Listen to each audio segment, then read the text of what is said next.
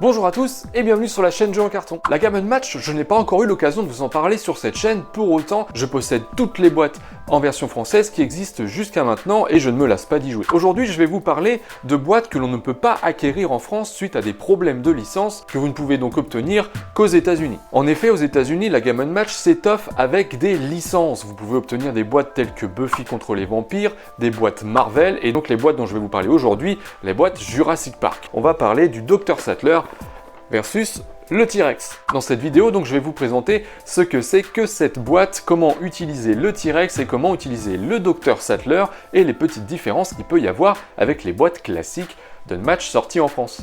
On voit tout ça dans cette vidéo.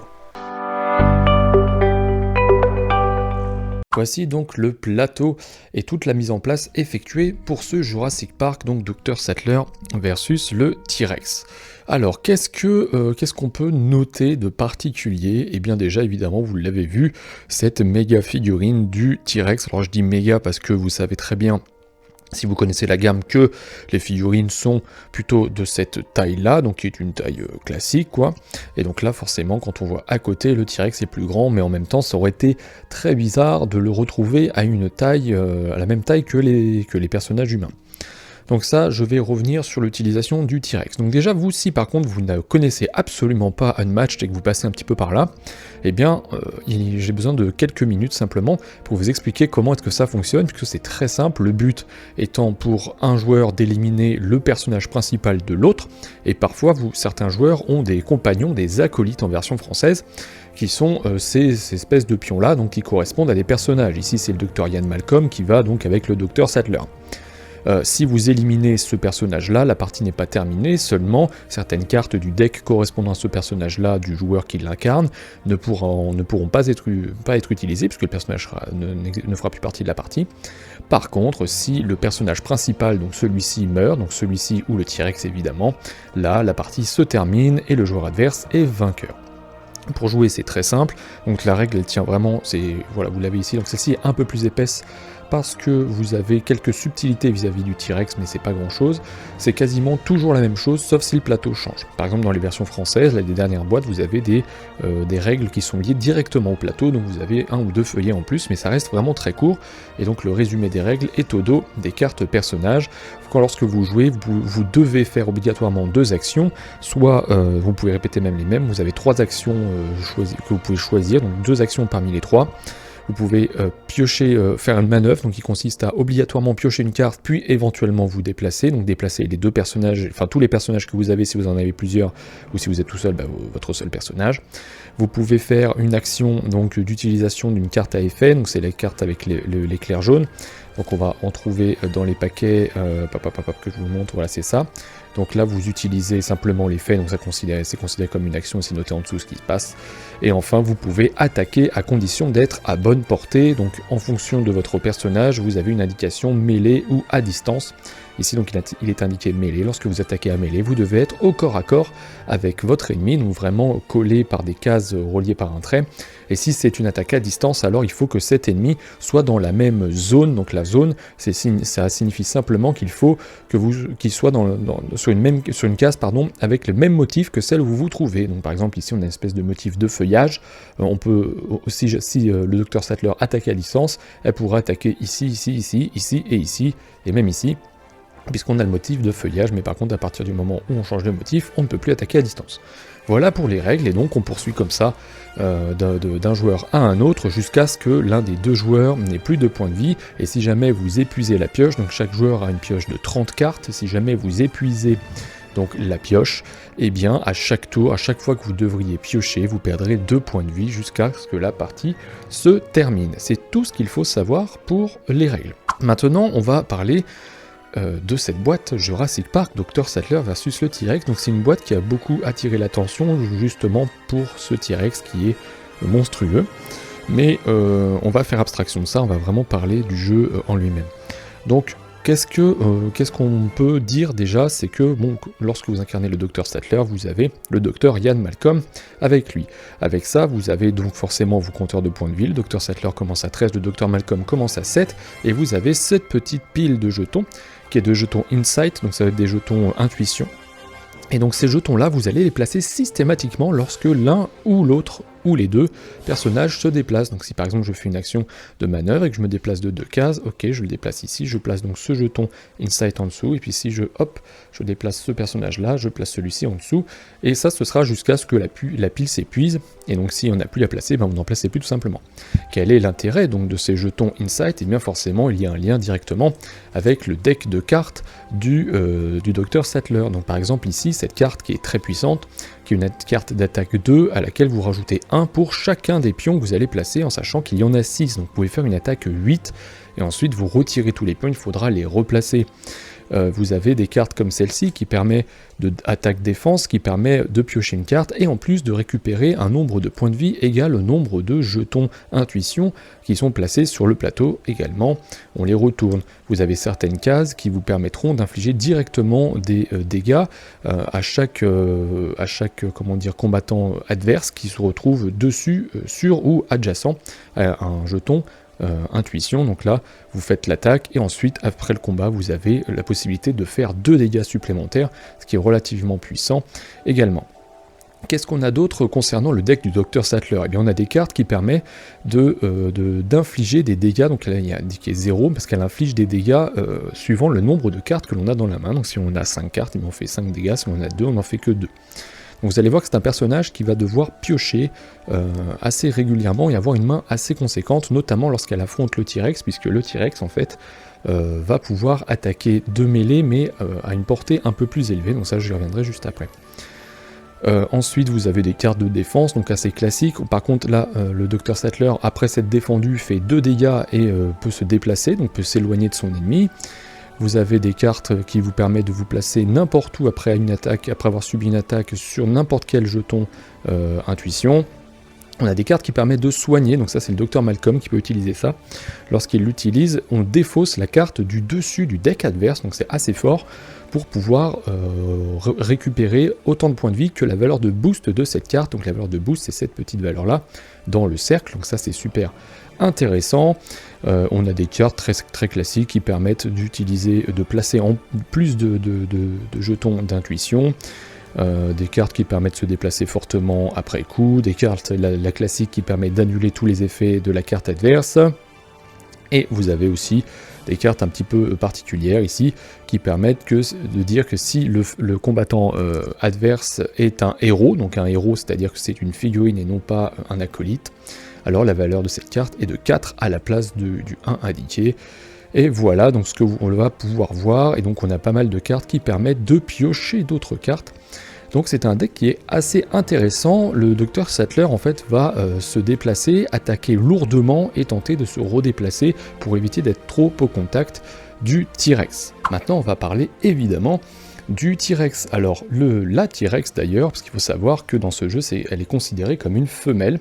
Alors je me souviens pas si dans le film c'était précisé, mais il faut savoir que voilà, cette boîte a une petite identité girl power, à dire vrai, puisque si vous êtes vraiment un fan de Jurassic Park premier du nom, vous aurez remarqué que le Dr Sattler n'est pas dans la scène où le T-Rex attaque les 4x4 donc, de Jurassic Park, enfin du parc qui se trouve ici. Donc il y a bien Ian Malcolm, il y a bien les enfants, mais il n'y a pas le Dr Sattler. Donc là ils ont voulu quand même mettre le Dr Sattler dans la scène, et vous avez même le WC là qui est écrasé lorsque le T-Rex mange le personnage qu'il y a dedans, je me souviens plus qui c'est. Du coup on va parler du T-Rex. Alors le T-Rex, vous avez vu qu'il est tout seul, et ça va bien lui suffire. Vous avez un grand disque, donc là vous voyez, hop, c'est le plus grand disque que j'ai vu jusque là. Donc là c'est le disque classique, ce que vous pouvez trouver dans toutes les boîtes d'Unmatched. Ici vous avez le disque du T-Rex, et donc le T-Rex peut aller jusqu'à 27 points de vie. Alors ça peut paraître énorme, et finalement ça n'est pas tant que ça, puisque le T-Rex va avoir des attaques assez fortes mais très peu de défense, et lors de l'utilisation de plusieurs de ces cartes d'attaque, elle va perdre régulièrement des points de vie. Donc en réalité, les points de vie vont très rapidement descendre. Donc on va consulter un petit peu son deck. Et oui, donc pardon, ce que je n'ai pas dit, c'est que donc là, le pouvoir du Dr Sattler, de Ian Malcolm, entre guillemets, le pouvoir indiqué, parce que chaque personnage a un pouvoir si vous connaissez un peu la série Unmatched, vous pouvez passer donc des jetons Insight Token. Le pouvoir du T-Rex, c'est qu'il peut attaquer à 2 cases d'écart alors qu'il attaque que de mêlée. Un exemple, par exemple je me mets ici, donc 1, 2, il peut attaquer le Dr. Ian Malcolm même s'ils ne sont pas adjacents.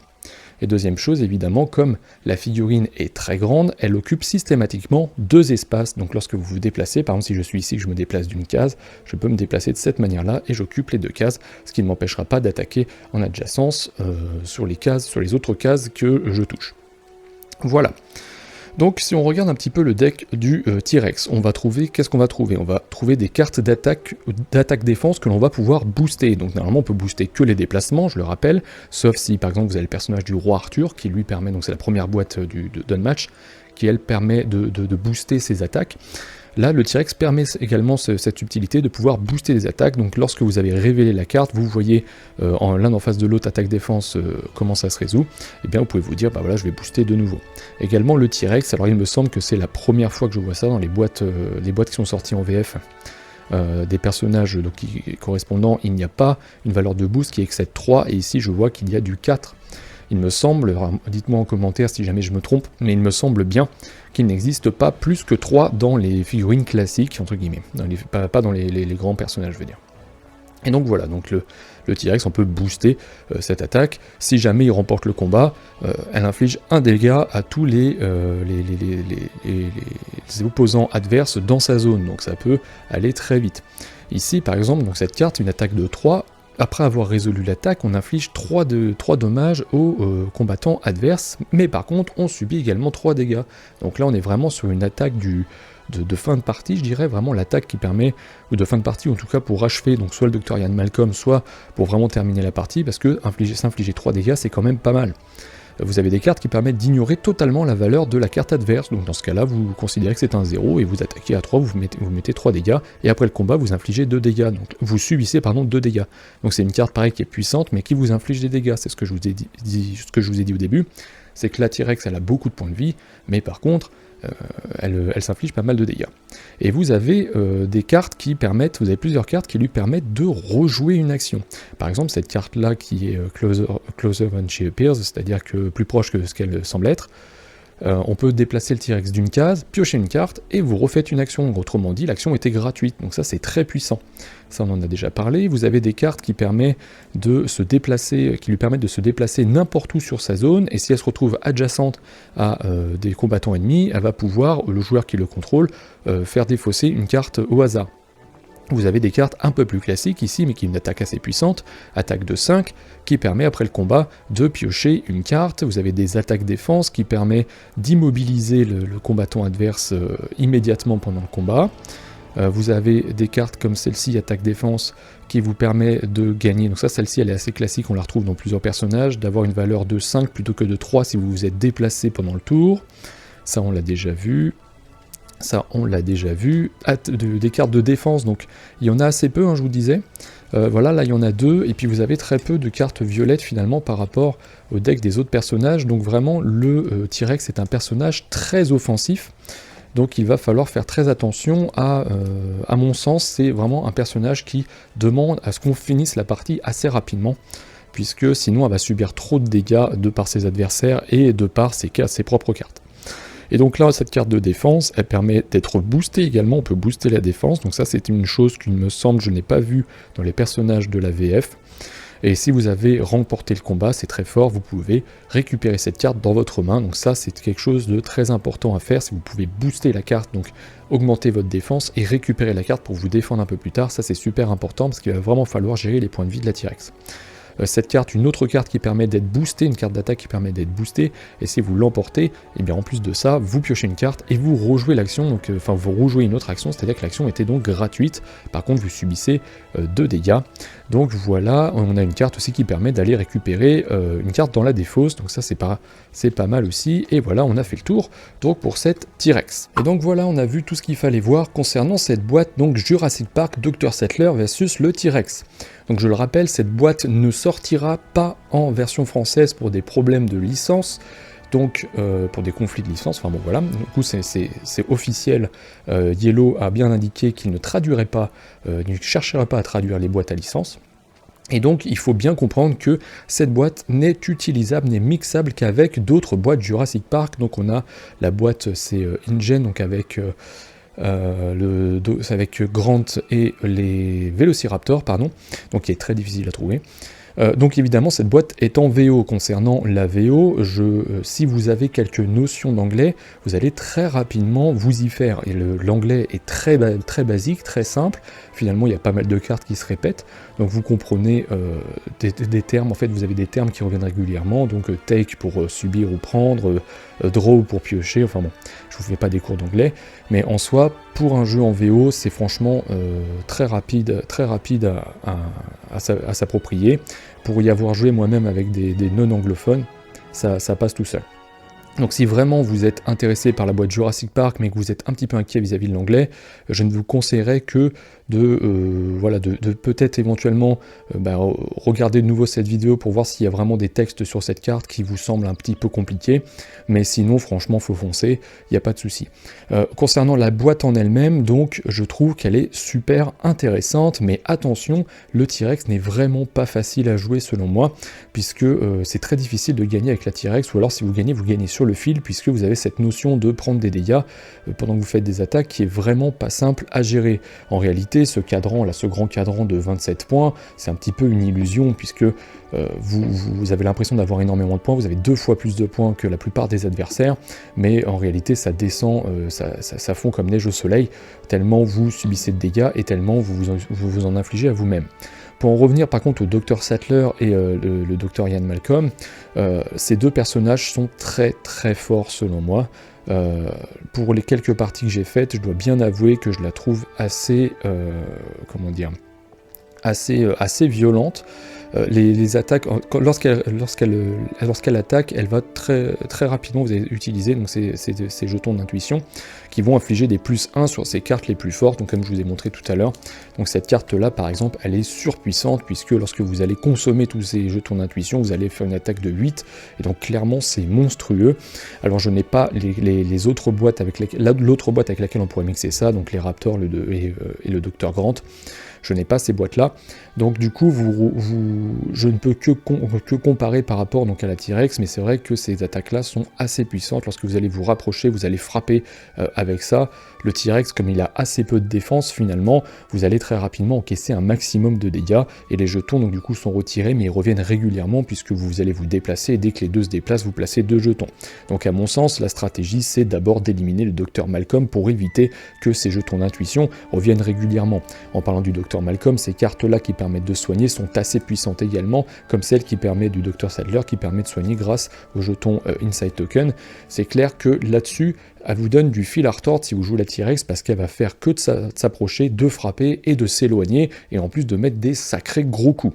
Donc niveau RP, on n'est pas, je ne sais pas si on est vraiment dans le respect un peu du lore Jurassic Park, puisque normalement la T-Rex est vraiment celle qui est toute puissante, mais néanmoins on pourrait aussi craindre lorsque l'on joue une boîte avec le T-Rex de se dire bah la T-Rex de toute façon elle va tout détruire.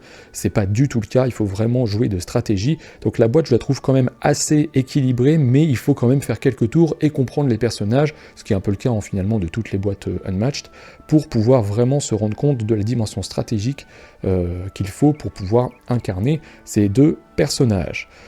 Donc ce sera tout pour cette vidéo donc sur Unmatched Jurassic Park Dr Sattler versus le T-Rex. Laissez-moi un petit pouce bleu si vous avez apprécié la vidéo. N'hésitez pas à me laisser en commentaire si jamais vous avez des questions vis-à-vis des règles de ce jeu, vis-à-vis de la qualité, donc la difficulté de la VO, si vous avez d'autres questions et si vous hésitez par exemple pour franchir le pas. Cette boîte est encore trouvable en France, hein, vous pouvez la commander chez le célèbre Meeple Orange notamment et d'autres sites.